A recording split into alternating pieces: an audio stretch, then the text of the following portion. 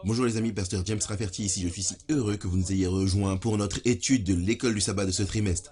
Nous sommes dans la leçon numéro 10 sur le spiritualisme exposé. Si vous souhaitez obtenir une copie de l'école du sabbat, vous pouvez le faire en allant sur 3abnsabbatschoolpanel.com. C'est 3abnsabbatschoolpanel.com. Ne partez pas, nous revenons tout de suite.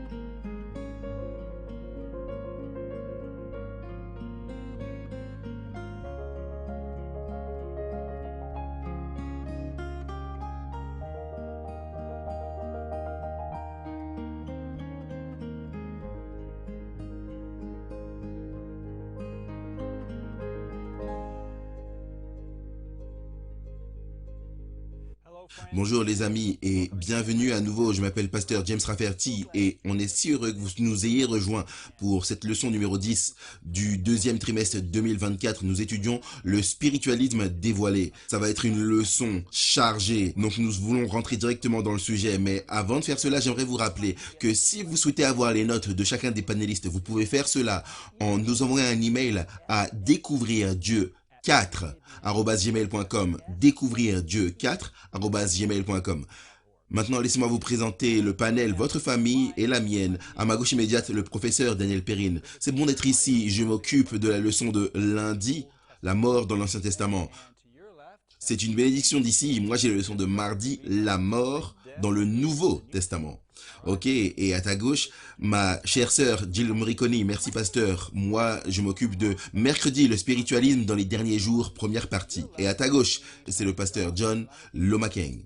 Spiritualisme dans les derniers jours, partie 2. Et là où elle va s'arrêter, c'est moi qui aurai la suite. Ok, avant de commencer, j'aimerais que nous puissions prier. Sœur Jill, est-ce que tu veux bien prier pour nous? Père Saint, nous venons devant toi au nom de Jésus et nous sommes si reconnaissants que tu sois notre Dieu qui peut nous montrer les tromperies et tu peux nous transmettre la sagesse à travers l'étude de ta parole. Et nous te demandons maintenant que tu ouvres nos esprits et nos cœurs alors que nous étudions pour que les tromperies de Satan soient complètement dévoilées. Nous te remercions au nom de Jésus. Amen. Amen. Encore une fois, nous voulons juste vous encourager en tant que frères et sœurs en Christ à prendre vos Bibles.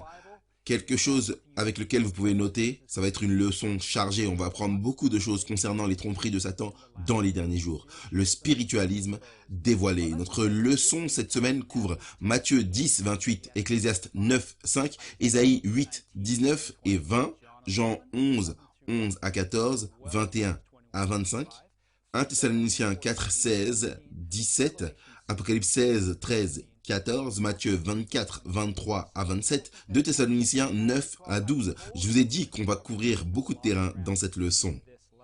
Nous voulons vous rappeler que depuis la Genèse et notre création jusqu'à l'époque à laquelle nous vivons et même jusqu'à la venue de Jésus-Christ, la tromperie la plus réussie du diable contre nous, c'est le spiritualisme. L'idée que vous ne mourrez pas, cela repose sûrement sur le fondement même de son plan de bataille jusqu'à Armageddon, la confrontation finale entre Dieu et le diable, dans laquelle chacun d'entre nous qui seront vivants à ce moment va être impliqué. Donc, de la Genèse à l'Apocalypse, cette idée du spiritualisme, cette idée de vous ne mourrez sûrement pas si vous désobéissez à Dieu est contraire à ce que dit la Bible. L'âme qui pêche, c'est celle qui mourra. Voilà pourquoi, jusqu'à aujourd'hui, les gens sont un peu nerveux quand ils sont confrontés à l'idée d'aller dans un cimetière, surtout s'ils y vont pendant une pleine lune. Ils savent que ces gens sont morts, mais ils ne sont pas tout à fait sûrs s'ils sont complètement morts, n'est-ce pas? Ils ont cette idée qu'il y a les esprits des morts qui peut-être flottent autour, peut-être essayent de communiquer avec eux. Les maisons peuvent être hantées. Ils célèbrent même Halloween comme ils n'ont jamais célébré auparavant depuis que moi j'étais jeune dans ce pays. Avec le marketing, la promotion, la communication avec les esprits disparus, les squelettes, les fantômes, les sorcières, etc. Exactement contraire à la parole écrite de Dieu. La leçon nous dit que dans la leçon de dimanche, le Seigneur avait interdit à son peuple de s'engager dans l'occultisme quel qu'il soit. Il ne devait pas tolérer parmi eux d'enchanteurs, personne qui consulte ceux qui évoquent les esprits ou disent la bonne aventure, personne qui interroge les morts. Et ça, c'est basé sur Deutéronome 18, 11. Ces personnes devaient être lapidées à mort. Lévitique 20, 27. La punition semble incroyablement sévère, mais elle avait été conçue pour protéger Israël contre l'adoration des faux dieux. La première et la plus grande tromperie qui n'ait jamais été lancée contre la race humaine était cette idée que nous pouvions communiquer avec les morts, que les morts ne meurent pas sûrement. Ça remonte au Jardin d'Éden, dans Genèse chapitre 3. Donc, la sorcellerie, nous dit la leçon, est démoniaque. Elle séduit et conduit les gens dans de fausses adorations et contrefait une relation authentique avec Dieu, sans pour autant satisfaire les besoins les plus profonds du cœur. Le spiritualisme est au cœur du plan de Satan pour capturer le monde. Mais Jésus, par sa grâce et sa puissance, libère les captifs des chaînes du mal qui les lient.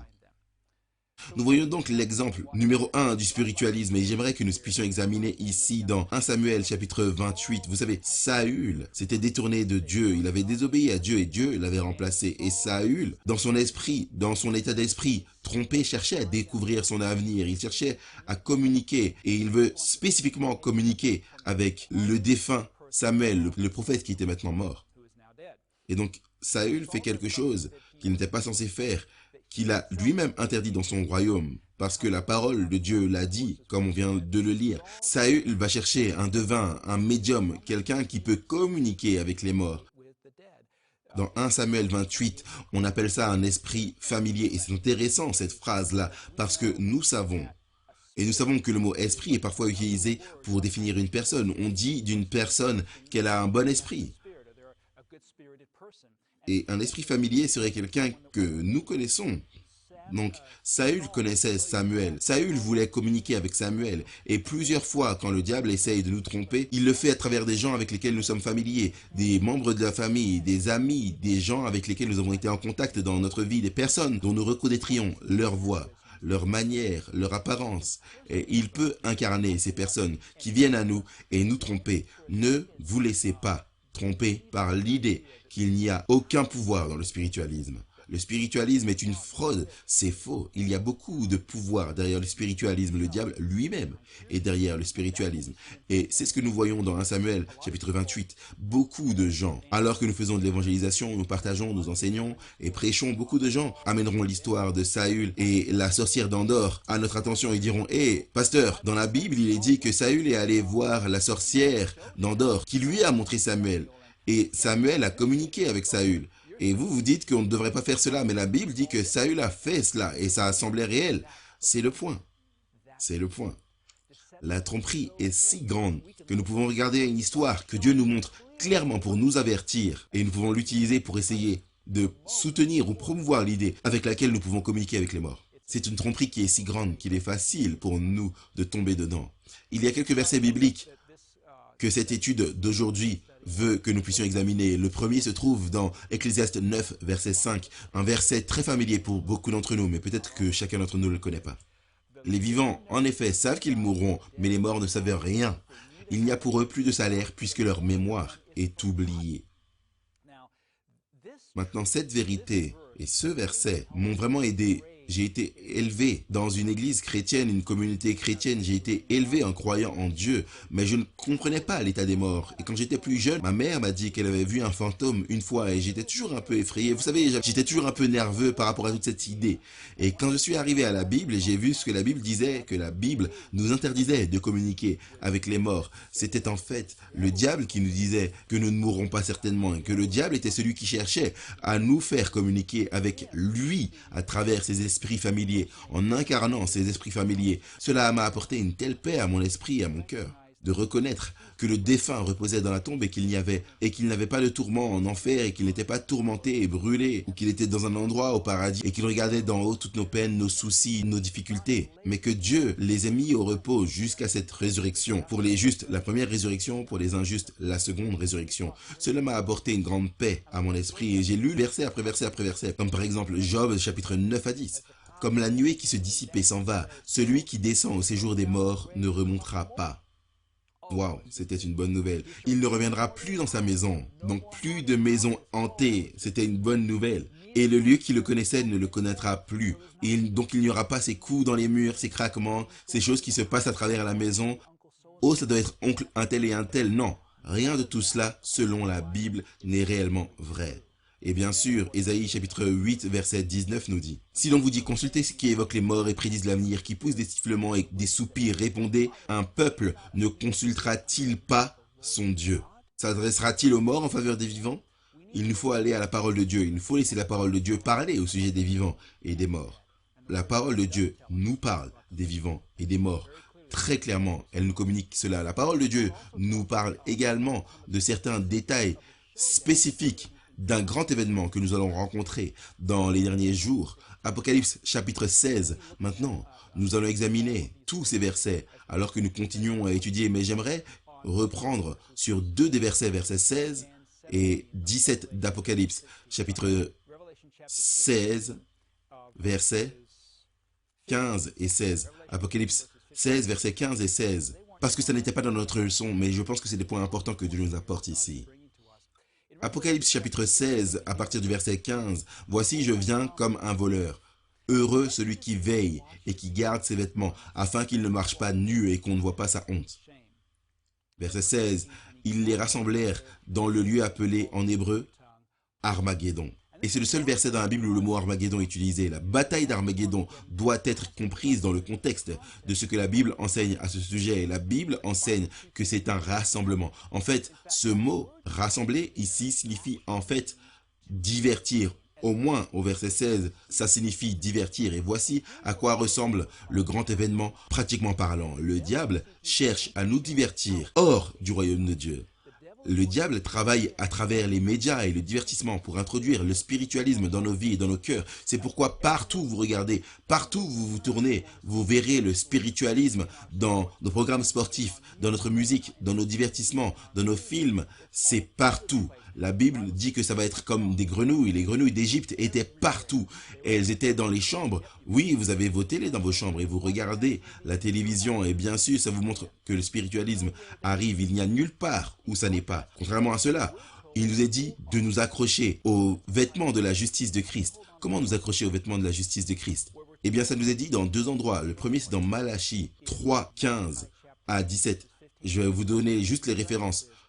Alors ceux qui craignent l'Éternel se parlèrent l'un à l'autre et honorent son nom, et ils sont écrits dans le livre de vie.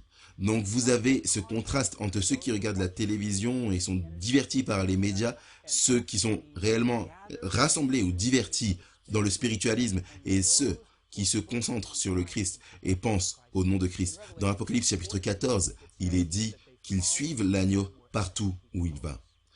Maintenant, un autre aperçu de cela est assez puissant. C'est le soutien d'une déclaration de la petite lumière, l'esprit de prophétie, les écrits d'Ellen White, qui nous aident à comprendre cette plus grande lumière. Il nous est dit ceci, Éducation 189.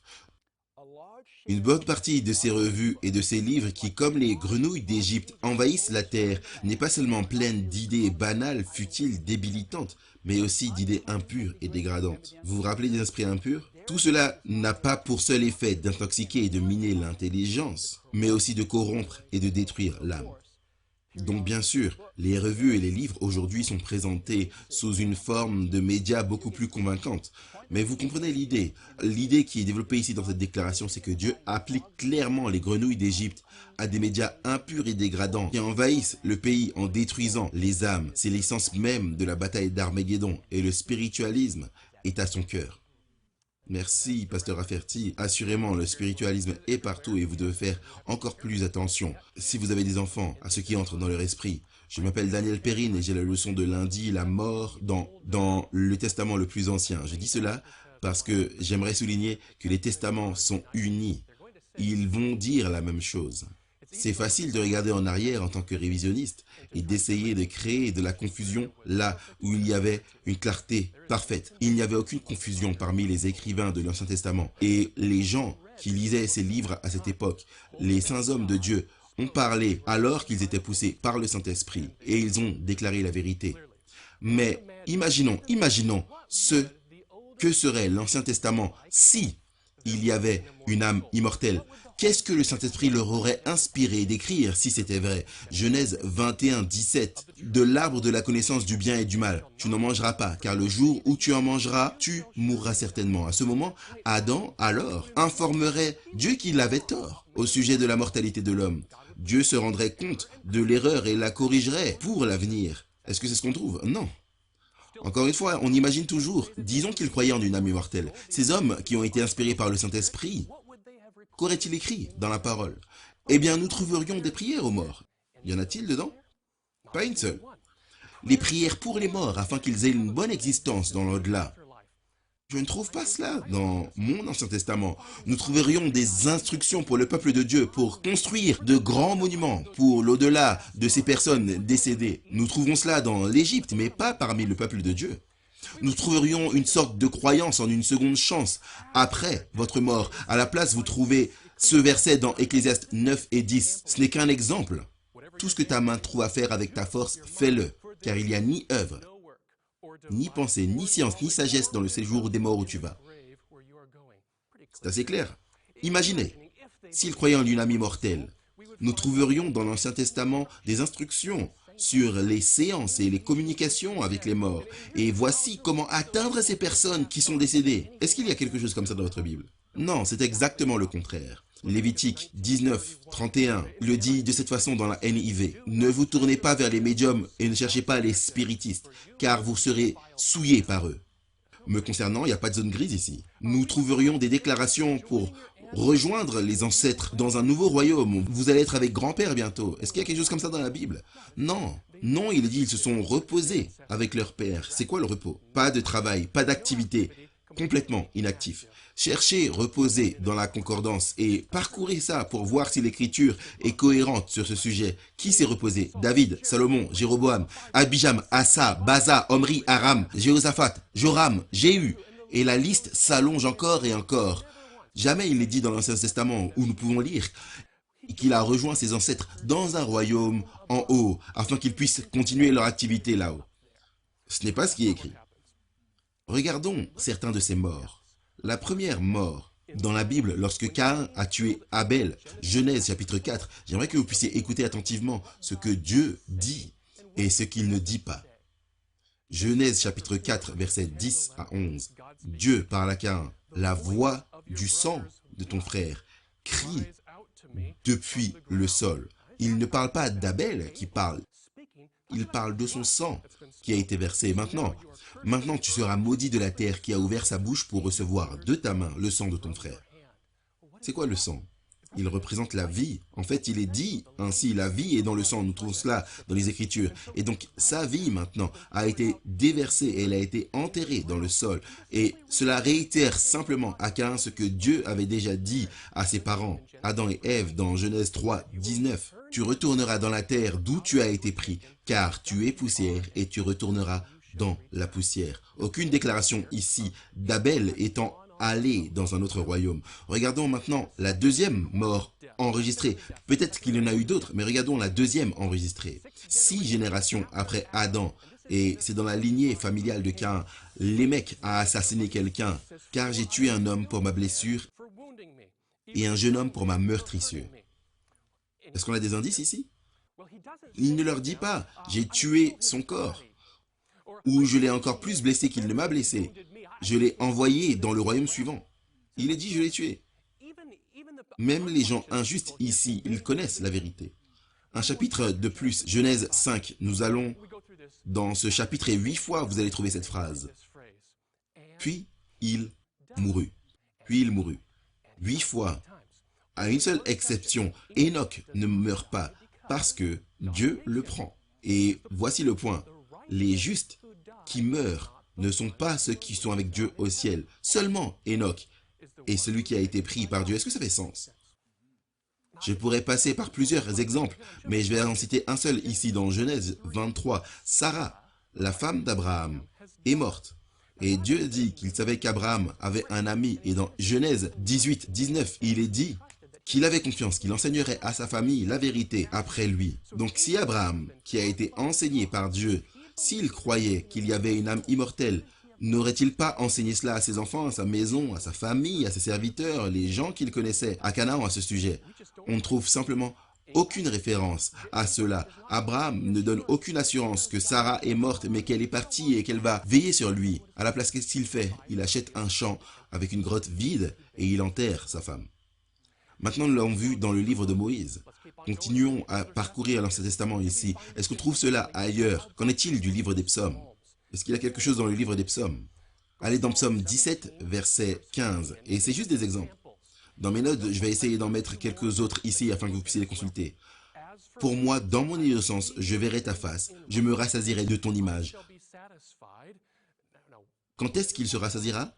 Dès le réveil. Prenons-en un autre. Psaume 13, verset 3. Donne à mes yeux la clarté, afin que je ne m'endorme pas du sommeil de la mort. Donc nous y voici une fois de plus. Nous avons vu à travers le livre de Moïse, dans les psaumes, à quoi cette mort est assimilée à un sommeil. Je ne me réveillerai pas maintenant, mais plus tard. Qu'en est-il des livres et des prophètes? Absolument, on peut partager une variété de textes ici, mais je n'en partagerai que deux. Ésaïe 26, verset 19. Allez dans Ésaïe 26, verset 19. Il est dit ceci. Que tes morts revivent. Il n'est pas dit qu'ils vivent maintenant. Ils revivront. Que mes cadavres se relèvent.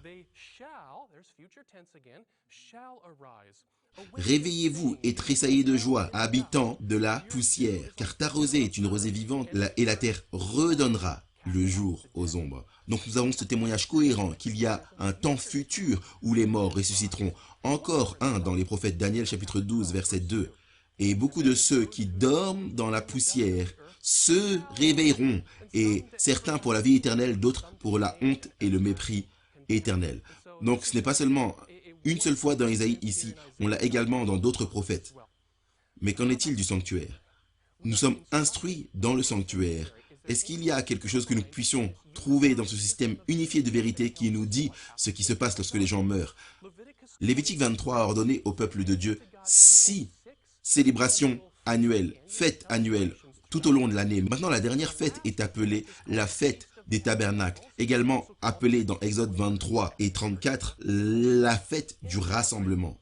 C'était donc une célébration joyeuse et c'était une commémoration de leur voyage vers la terre promise, où ils avaient habité dans les temps temporaires, jusqu'à ce que Dieu leur ait donné leur demeure permanente là-bas à Canaan. Et ainsi, par ce moyen, c'était aussi prophétique. Ils attendaient avec impatience la vraie tente, la tente finale, la demeure de Dieu au ciel qui viendrait. Et voici ce que j'aimerais que vous puissiez remarquer.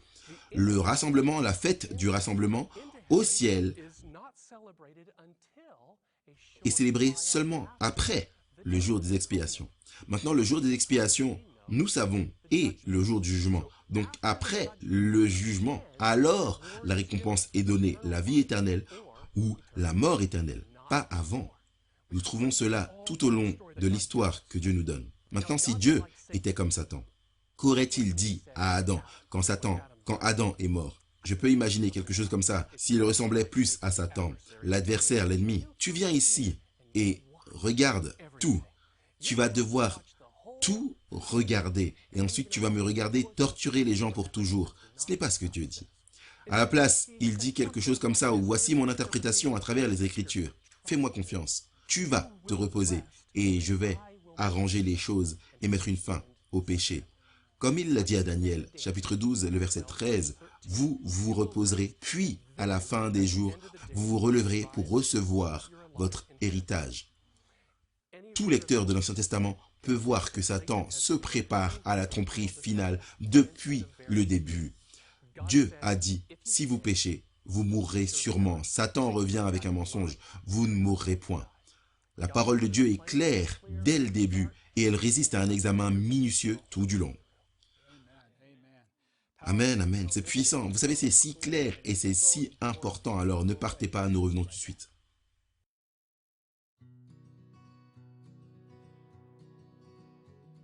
Est-ce que vous avez déjà souhaité étudier plus en profondeur avec les membres du panel de l'école du sabbat de 3BN? Eh bien maintenant, vous le pouvez. Envoyez simplement une demande par email à découvrirdieu4@gmail.com et nous vous enverrons les notes des panélistes de l'école du sabbat chaque semaine pour améliorer votre étude de la parole de Dieu. L'adresse, c'est découvrirdieu4@gmail.com. Nous serons ravis de vous envoyer leurs notes comme ils les ont préparées. Merci de regarder et merci de faire partie de la famille du panel de l'école du sabbat de 3ABN. À nouveau, bienvenue les amis, nous passons à la leçon de mardi. Merci Pasteur James. Je fais la leçon de mardi John Denze, c'est mon nom et le titre c'est La mort dans le Nouveau Testament. Passons tout de suite à Jean chapitre 11, 11 à 14. Après ces paroles, il leur dit, « Lazare, notre ami, dort, mais je vais le réveiller. » Les disciples lui dirent, « Seigneur, s'il dort, il sera guéri. » Jésus avait parlé de sa mort, mais ils crurent qu'ils parlèrent de l'assoupissement du sommeil. Alors Jésus leur dit ouvertement, « Lazare est mort. » Donc ici, nous avons l'histoire de la mort de Lazare. Et rappelez-vous, Marthe et Marie ont envoyé un message à Jésus. « Celui que tu aimes est malade. » Leur espoir était que Jésus viendrait immédiatement et lui imposerait les mains et qu'il irait mieux. Mais Jésus tarde et ne vient pas, et Lazare meurt. Maintenant, les disciples savaient qu'il était malade.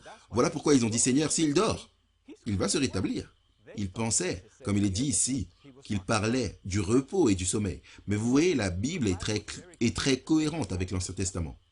Ceux qui meurent, il nous est dit, dorment dans la tombe. Qu'est-ce qu'ils font là? Rien. Ils ne font rien. Ils sont juste, pour un moment, dans la tombe, jusqu'à ce que la résurrection vienne. Que ce soit la résurrection des justes ou la résurrection des injustes. Seulement 2 résurrections. Maintenant, Jean chapitre 11 continue avec le verset 21. Marthe dit à Jésus, « Seigneur, si tu eusses été ici, mon frère ne serait pas mort. Mais maintenant même, je sais que tout ce que tu demanderas à Dieu, Dieu te l'accordera. » Jésus lui dit, « Ton frère ressuscitera. » Martha lui dit, « Je sais qu'il ressuscitera à la résurrection, au dernier jour. » Jésus lui dit, « Je suis la résurrection et la vie. Celui qui croit en moi vivra quand même il serait mort. » Maintenant remarquez que Marthe savait que la résurrection avait lieu au dernier jour. Elle savait que son frère Lazare n'était pas au ciel. Nous allons maintenant au chapitre 6 de Jean. Regardez ceci, parce qu'elle dit, la résurrection sera au dernier jour. Où est-ce qu'elle a appris ça? Dans Jean chapitre 6, verset 39. En fait, dans Jean chapitre 6, vous voyez Jésus répéter la même chose 4 fois. Pas 1 fois, 2 fois, 3 fois, mais 4 fois. Allons dans Jean chapitre 6, verset 39. « Or, la volonté de celui qui m'a envoyé, c'est que je ne perde rien de tout ce qu'il m'a donné, mais que je le ressuscite au dernier jour. » Jésus parle de la résurrection qui a lieu au dernier jour, au verset 40. Encore une fois de plus, la volonté de mon Père, c'est que quiconque voit le Fils et croit en lui ait la vie éternelle. Et je le ressusciterai au dernier jour. Regardons le numéro 3, Jean 6, 44. « Nul ne peut venir à moi si le Père qui m'a envoyé ne l'attire, et je le ressusciterai au dernier jour. » Verset 54. « Celui qui mange ma chair et qui boit mon sang a la vie éternelle, et je le ressusciterai au dernier jour. » Donc Marthe savait que Jésus parlait de lui qui ressuscite les gens au dernier jour. Parce qu'elle l'a appris de Jésus. Mais bien sûr, nous savons que Jésus a fait une exception pour Lazare et il l'a ressuscité des morts. Maintenant, c'est l'une des rares personnes, c'est d'ailleurs la seule personne que nous connaissons, qui mourra 2 fois. Regardez dans Jean chapitre 5, versets 28 et 29. « Ne vous étonnez pas, car l'heure vient où tous ceux qui sont dans les sépulcres entendront sa voix. Où sont-ils? Dans les tombeaux. » Jésus dit. Maintenant, regardez ça, regardez ce qui est dit au verset 29. « Et sortiront ceux qui auront fait le bien, ressusciteront pour la vie, mais ceux qui auront fait le mal ressusciteront pour la condamnation. » 2 résurrections. La résurrection des justes et la résurrection de la condamnation. Et remarquez, quand ceux qui sont endormis en Jésus, quand est-ce qu'ils reviendront? Nous allons voir cela dans un instant. 2 Timothée, chapitre 1, verset 10. Et qui a été manifesté maintenant par l'apparition de notre Sauveur Jésus-Christ, qui a détruit la mort et a mis en évidence la vie et l'immortalité par l'Évangile, duquel j'ai été établi prédicateur et apôtre et chargé d'instruire les païens. Donc Jésus-Christ a apporté l'immortalité. En ce moment, nous sommes mortels. Donc l'idée d'une âme immortelle n'existe pas. dans la Bible. Vous avez entendu le pasteur James dire « L'âme qui pêche, c'est elle qui mourra ». Allons dans 1 Corinthiens chapitre 15 maintenant pour savoir quand a lieu la résurrection des justes. Voici, je vous dis un mystère, verset 51. Voici, je vous dis un mystère, nous ne nous endormirons pas tous, c'est-à-dire que nous n'allons pas tous mourir. Mais nous serons tous changés en un instant, en un clin d'œil, à la dernière trompette. La trompette sonnera, c'est futur, et les morts ressusciteront incorruptibles, et nous serons changés.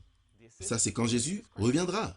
Car il faut que ce corps corruptible revête l'incorruptibilité et ce corps mortel revête l'immortalité. Donc, lorsque ce corps corruptible aura revêtu l'incorruptibilité et que ce corps mortel aura revêtu l'immortalité, alors s'accomplira la parole qui est écrite. La mort a été engloutie dans la victoire. Donc, c'est quand? Lors de la dernière trompette, quand Jésus-Christ revient. C'est magnifique. C'est souligné dans l'Écriture encore et encore et encore. Que les morts dorment. Ceux qui sont justes, ceux qui ont fait le bien, attendent la résurrection de vie et les méchants ressusciteront à la résurrection de la condamnation. Et elles sont espacées de 1000 ans. Vous pouvez le voir dans l'Apocalypse chapitre 20. Maintenant, allons dans 1 Thessaloniciens chapitre 4 rapidement. Voici en effet ce que nous vous déclarons par la parole du Seigneur. Nous, les vivants restés pour l'avènement du Seigneur, nous ne devancerons pas ceux qui sont morts. En d'autres termes, ceux qui sont vivants n'iront pas au ciel avant ceux qui dorment dans la tombe. Car le Seigneur lui-même a un signal donné à la voix d'un archange au son de la trompette de Dieu. Descendra du ciel, regardez encore une fois la trompette de Dieu, et les morts en Christ ressusciteront premièrement. Dieu soit loué. Qu'est-ce qu'il veut dire ressusciteront premièrement? C'est-à-dire qu'ils vont sortir du tombeau et aller dans les airs. Regardez verset 17. Ensuite, nous les vivants qui serons restés, nous serons tous ensemble enlevés avec eux sur les nuées à la rencontre du Seigneur où? Dans les airs. Et ainsi, nous serons toujours avec le Seigneur. Donc, je lis depuis la leçon maintenant. Considérez ces paroles de Dieu, car si les morts ne ressuscitent point, Christ non plus n'est point ressuscité. Et si Christ n'est pas ressuscité, votre foi est vaine. Vous êtes encore dans vos péchés. Et par conséquent, aussi ceux qui sont morts en Christ sont perdus. 1 Corinthiens 15, 16, 18.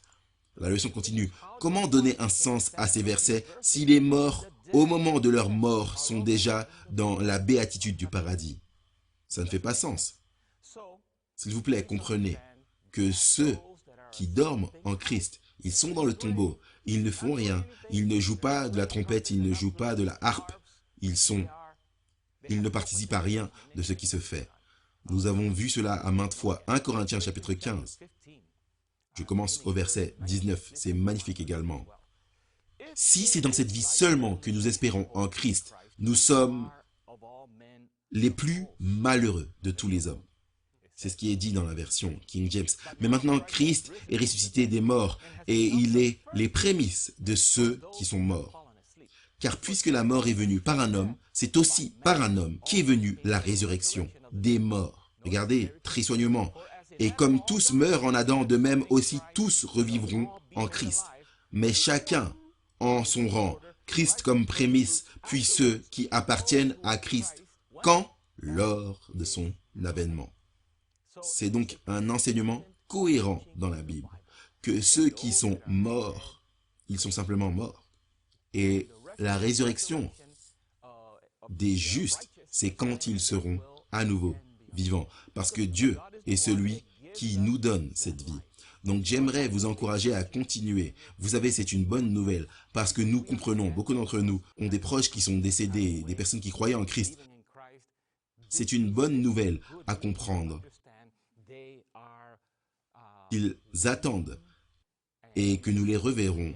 Ensemble, nous rencontrerons le Seigneur dans les airs. Et c'est un enseignement qui est vraiment magnifique. Et c'est une vérité magnifique à comprendre, que le Seigneur nous a donné cette espérance bénie. Et nous vous encourageons à considérer la vérité de l'Écriture, l'Ancien et le Nouveau Testament, présente de manière harmonieuse ce message que nous avons une résurrection à venir. Ceux qui sont justes seront ressuscités lorsque Jésus-Christ reviendra. Ceux qui sont injustes, 1000 ans d'intervalle, ils seront ressuscités pour faire face aux choses qu'ils ont commises, pour faire face à la condamnation pour ces choses. Merci, Pasteur Johnny, Daniel, Pasteur James, merci pour cette étude incroyable. Le spiritualisme dévoilé, c'est tellement un sujet critique. Ce sujet de la mort. Je m'appelle Jill Moriconi. Mercredi, nous regardons le spiritualisme dans les derniers jours, la partie 1. Et j'ai dit au pasteur John que j'espère ne pas dépasser vers 100 jours. Donc nous allons découvrir cela. Mais si quelqu'un peut sortir quelque chose à partir de rien, c'est bien le pasteur John. Donc j'espère que tu vas faire un travail incroyable, même si je dépasse sur ton jour. C'est quoi le spiritualisme? Nous en avons parlé depuis tout ce temps. Je vais vous donner une définition du dictionnaire Oxford. Le spiritualisme est un système de croyances ou de pratiques religieuses basé sur une communication supposée avec les esprits des morts, notamment à travers des médiums. Comme le pasteur James et Daniel l'ont souligné si clairement, l'histoire du spiritualisme a commencé dans le jardin d'Éden, lorsque le serpent a dit à Ève « Vous ne mourrez point ». Et ce concept de l'immortalité de l'âme, selon lequel, lorsque le corps meurt d'une manière ou d'une autre, l'âme continue dans une autre existence. Ce concept est né. Nous le voyons dans les pratiques païennes anciennes, alors que vous continuez à travers l'histoire, la sorcellerie, la communication avec les esprits, la sorcellerie et la magie. Et ces pratiques païennes se poursuivent jusqu'à aujourd'hui dans certaines cultures ou groupes. Nous voyons que l'Église a largement accepté ce concept de l'immortalité de l'âme. Rappelez-vous, les quelques premiers siècles après Christ, rappelez-vous, les pratiques païennes ont commencé à s'infiltrer dans l'Église et il y a eu des compromis. Et à cette époque, l'une des pratiques qui est entrée dans l'Église, c'était ce concept de l'immortalité de l'âme. Donc nous voyons que même dans l'Église chrétienne, les gens qui prennent le nom de Jésus, le spiritualisme est florissant. Nous voyons que dans les derniers jours, nous allons trouver cette tromperie rampante du spiritualisme. Et lors de mon jour, j'aimerais me concentrer spécifiquement sur l'aspect trompeur du spiritualisme. Dans Matthieu 24, nous nous souvenons que Jésus parlait à ses disciples de la destruction de Jérusalem et de la fin du monde. Nous voyons dans Matthieu 24, 5, il est dit que beaucoup viendront en mon nom disant « Je suis le Christ » et en recevront plusieurs. Nous voyons cette tromperie avoir lieu à la fin des temps. Il y a aussi la tromperie à propos des faux prophètes qui se sont levés et ont trompé beaucoup de gens. Mais la tromperie n'est pas seulement pour les gens dans le monde, les gens qui ne connaissent pas Jésus, même les élus. En d'autres termes, la tromperie va même s'abattre sur les gens qui affirment connaître le nom de Jésus. Les chrétiens dans l'Église, nous voyons cela dans Matthieu 24, 24. De faux Christ, de faux prophètes se lèveront et montreront de grands signes et des prodiges pour tromper, si c'était possible, même les élus. Nous voyons la deuxième bête d'Apocalypse, chapitre 13. Je l'appelle la bête terrestre, la deuxième bête qui se lève de la terre. Elle perpétuera la tromperie. Nous sommes dans l'Apocalypse 13, verset 13. Elle, c'est la seconde bête qui s'élève hors de la terre. Ce n'est nul autre que le protestantisme apostat. Elle opérait de grands prodiges. Même ces grands prodiges sont des miracles qui établiront son autorité. Même jusqu'à faire descendre du feu du ciel sur la terre à la vue des hommes. Verset 14. Et elle séduisait les habitants de la terre. Vous voyez, la tromperie va devenir endémique à travers la terre. Je vois une triple union de tromperie. La Trinité contrefaite qui a lieu dans Apocalypse 16. Regardons cela. Apocalypse 16. Maintenant, c'est la contrefaçon du message des trois anges. Dans Apocalypse 14, nous voyons le message des trois anges. Et qu'est-ce qu'ils font? Ils rassemblent le reste. Ils proclament le message de l'évangile éternel. Ici, nous voyons trois esprits impurs comme des grenouilles, qui sont des démons, trois démons rassemblés, les méchants pour ainsi dire, pour cette dernière grande bataille dont le pasteur James a parlé dans son jour. Apocalypse 16, verset 13. Et je vis sortir trois esprits impurs semblables à des grenouilles. C'est intéressant, si vous regardez les 10 plaies en Égypte, quelle était la toute dernière plaie que les magiciens pouvaient contrefaire?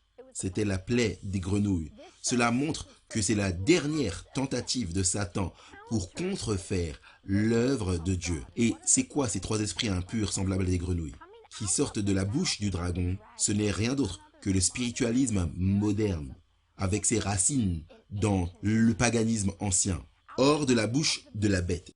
Et c'est la première bête d'Apocalypse chapitre 13, la papauté, l'église catholique romaine, et de la bouche du faux prophète.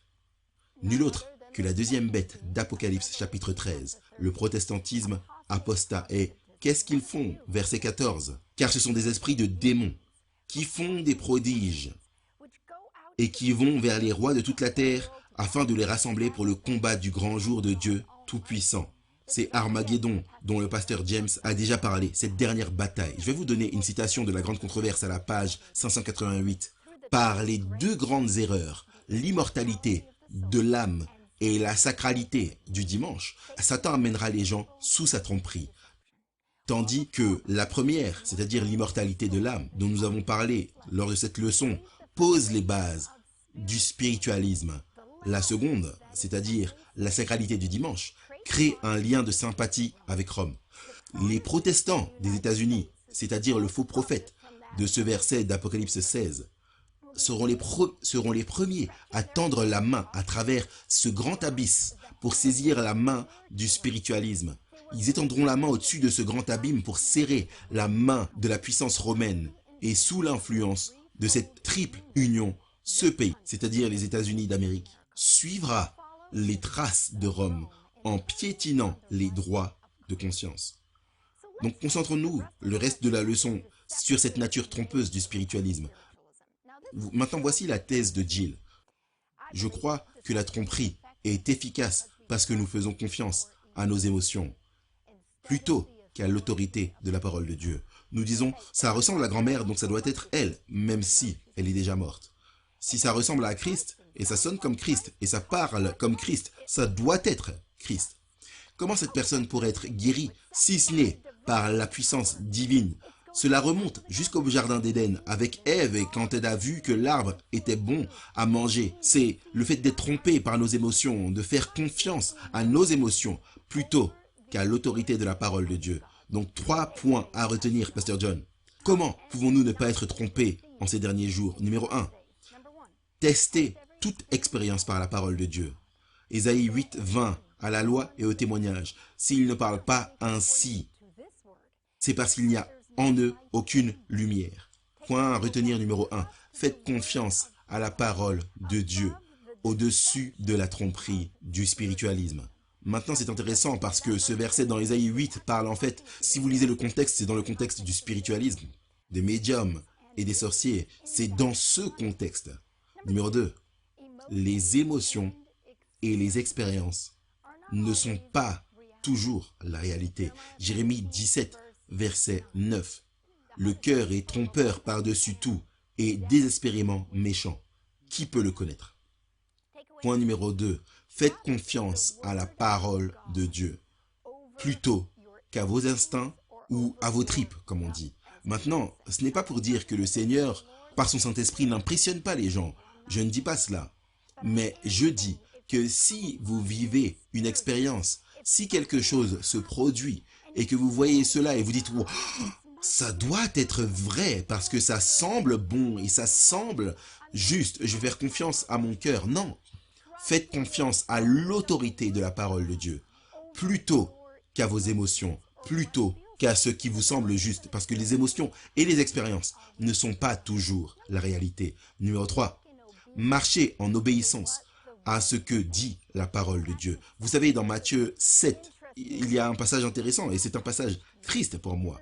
Il est dit que ce n'est pas tous ceux qui disent « Seigneur, Seigneur » qui entreront dans le royaume des cieux. Beaucoup diront « Seigneur, n'avons-nous pas prophétisé en ton nom? N'avons-nous pas fait de magnifiques œuvres en ton nom ?» Et je leur dirai « Je ne vous ai jamais connu. Éloignez-vous de moi, vous qui pratiquez l'iniquité. » Le point numéro 3, faites assez confiance à la parole de Dieu pour marcher dans l'obéissance.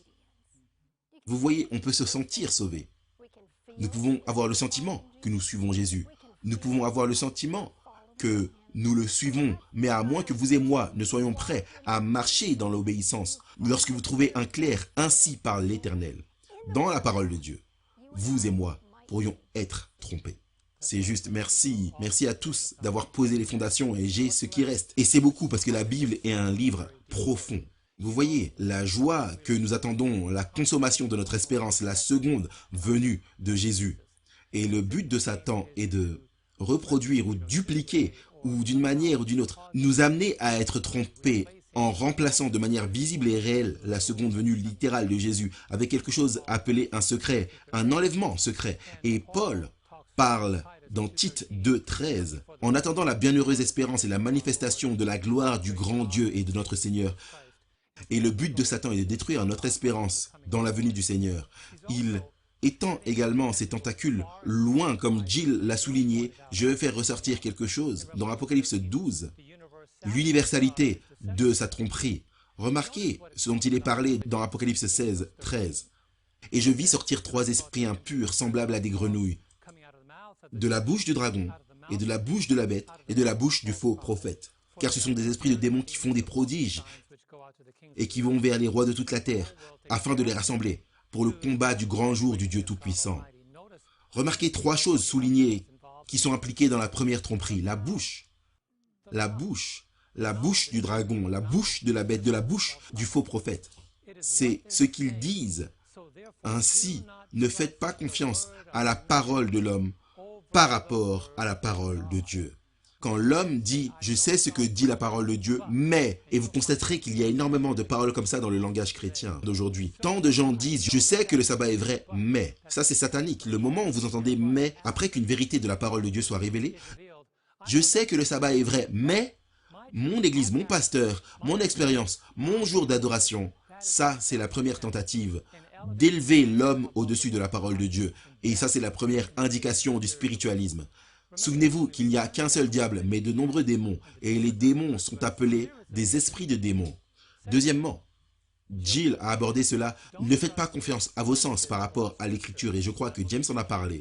Et chacun des présentateurs en a parlé. L'importance de comprendre que quand les gens sont morts, ils sont morts. Personne ne reviendra pour vous apporter un message. Personne ne vient pour dîner chez vous. Personne ne joue avec votre horloge, ne change les heures et ne vient dans votre lit ou vaporise son odeur dans votre salle de bain. Ça, c'est les esprits des démons qui exécutent des signes. Et croyez-moi, si vous ne croyez pas que les esprits des démons parcourent la terre, vous êtes une cible facile pour la grande déception de Satan. Donc Jill, j'ai 7 raisons pour lesquelles le spiritualisme est si répandu aujourd'hui. Le premier signe du spiritualisme, c'est une fausse représentation scripturaire. C'est la toute première chose, une fausse représentation scripturaire qui dénature la parole de Dieu. C'est ainsi que la tromperie a commencé. Genèse 3, verset 1. Le serpent était plus rusé ou plus subtil que n'importe quelle bête des champs que le Seigneur Dieu avait créé. Remarquez la première chose qu'il dit. Il dit à la femme, Dieu a-t-il réellement dit? Je veux dire, Dieu a-t-il vraiment dit? Je veux dire, est-ce que la Bible dit vraiment cela? Combien de prédicateurs disent cela aujourd'hui? J'ai un prédicateur qui m'a dit un jour, alors que j'arrêtais pas de lui dire, la Bible dit, il a dit, arrête de dire ce que la Bible dit, dis-moi simplement ce que toi tu dis. Et j'ai répondu, ce que moi je dis n'a aucun poids par rapport à la Bible. Ainsi parle l'Éternel, et le seul fondement pour la sécurité. La deuxième preuve du spiritualisme, c'est la tromperie subtile. Satan n'est jamais évident, il ne dit pas « Jill, je suis sur le point de te tromper ». Il nous étudie et vient sous un angle par lequel nous ne le voyons pas. Voilà pourquoi nos esprits doivent être aiguisés. Remarquez ce qui est dit dans 2 Corinthiens chapitre 11, verset 3. « Mais je crains en quelque manière, comme le serpent séduisit Ève par sa ruse. » Ellen White dit « Les pas de Satan sont silencieux. » Et il est dit dans la Bible, ainsi vos pensées ne soient corrompues et détournées de la simplicité quant au Christ. L'évangile n'est pas compliqué. C'est lorsque vous essayez de trouver un soutien pour l'immortalité de l'âme, un soutien pour le feu qui brûle éternellement, comme l'a dit le professeur Daniel Perrin.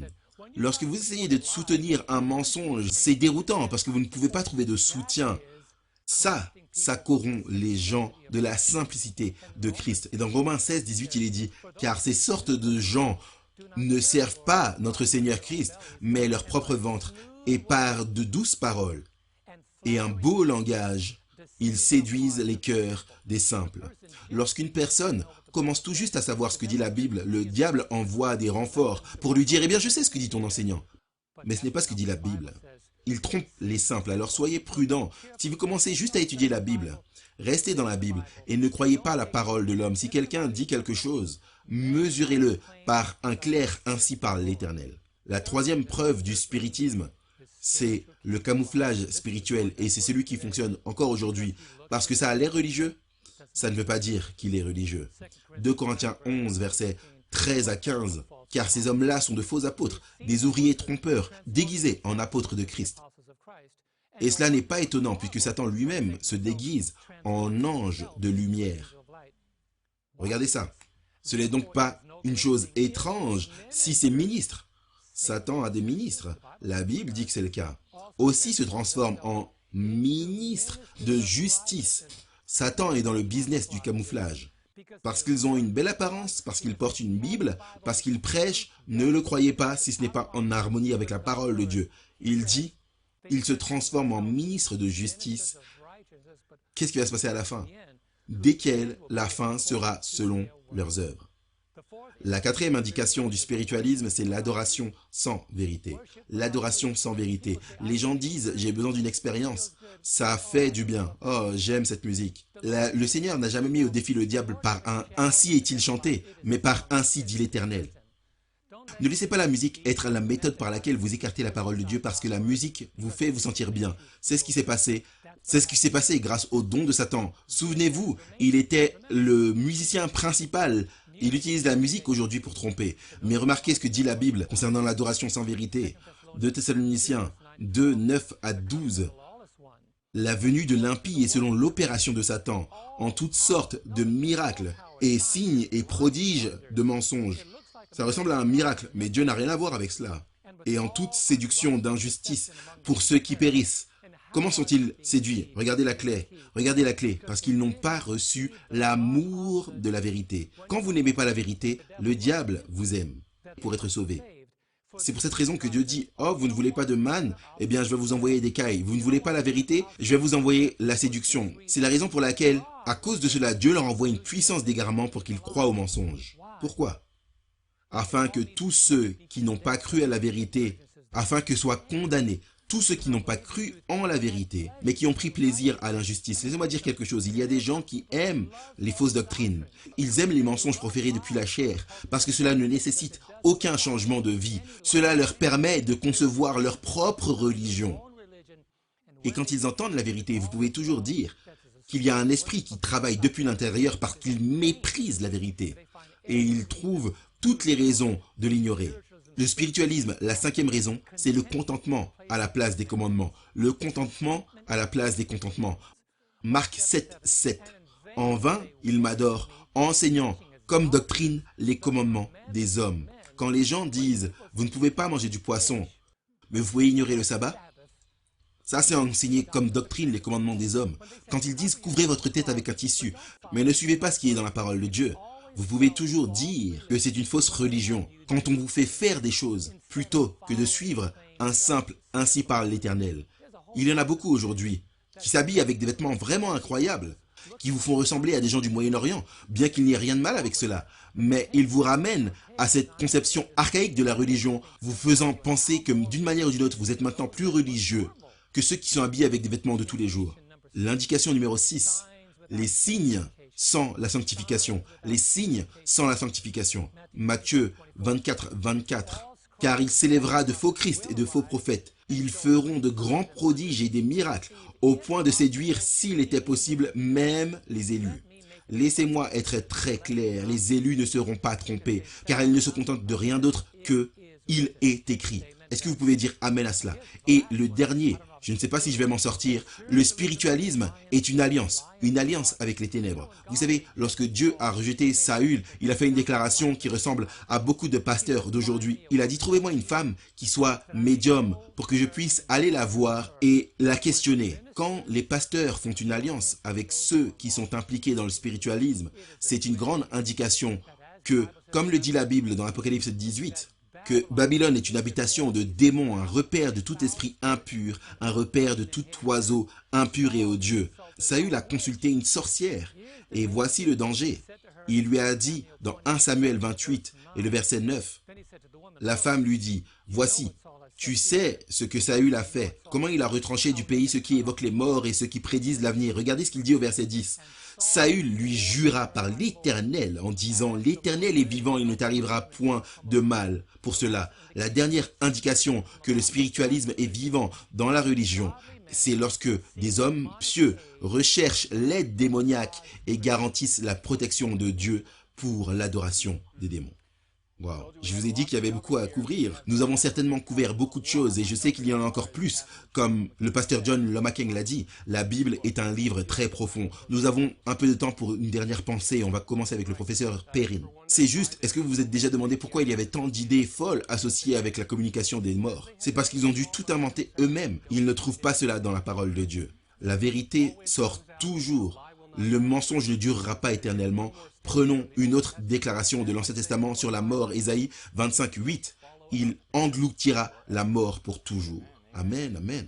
Vous savez, la vérité est libératrice. Connaître cette vérité vous libérera de la peur des fantômes ou même des gens qui tenteront de vous tromper en contactant les morts.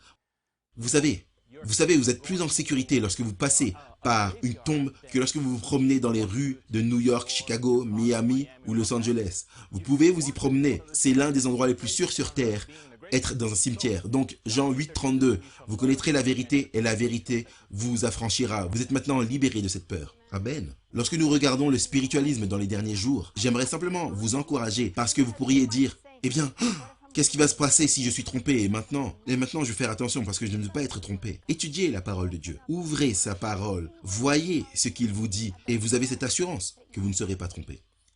Vous savez, mes amis, le diable est allé au dernier niveau aujourd'hui. Il vous donne des films au lieu de la parole de Dieu. Il dit, regarde ce film et tu croiras que c'est ce qui s'est passé avec Noé et l'arche. Regarde ce film, alors tu croiras que c'est ça les 10 commandements. Regarde ce film. Et je suis allé au ciel et je suis revenu, je suis allé au ciel plusieurs fois. Regarde ce film et tu croiras que c'est ce qui se passe avec les morts. Ne comptez pas sur le sensationnalisme et les films pour communiquer ce que dit la parole de Dieu très très clairement. J'aime ce qu'a dit Daniel. Tu as dit la raison pour laquelle il y a tant de confusion, c'est parce qu'ils doivent tout inventer eux-mêmes. La parole de Dieu n'est pas un livre imaginaire, elle est solide. Voilà pourquoi le psaume 91 verset 4, vous voulez être sûr, vous voulez être protégé de la tromperie, sa vérité sera votre bouclier et votre cuirasse. Loué soit le Seigneur, c'est exactement ce que nous enseigne la Bible lorsque nous regardons là dans Apocalypse chapitre 16. Rassembler signifie divertir. Et comme l'a dit le pasteur John, les gens sont divertis dans le spiritualisme par ces grenouilles. C'est une vérité vraiment puissante à laquelle nous devons être prêts parce que nous avons dans notre prochaine leçon un conflit imminent. Un conflit imminent qui vient pour hypnotiser nos sens comme Jill le partageait. Et nous devons être capables d'entrer dans la parole de Dieu et de rester fidèles à la parole de Dieu. Parce que, comme nous l'avons appris, c'est s'écarter de la parole de Dieu qui nous prépare à la tromperie. Nous sommes si heureux que vous nous ayez rejoints. Continuez à nous rejoindre et nous vous attendons avec impatience pour notre prochaine étude très bientôt.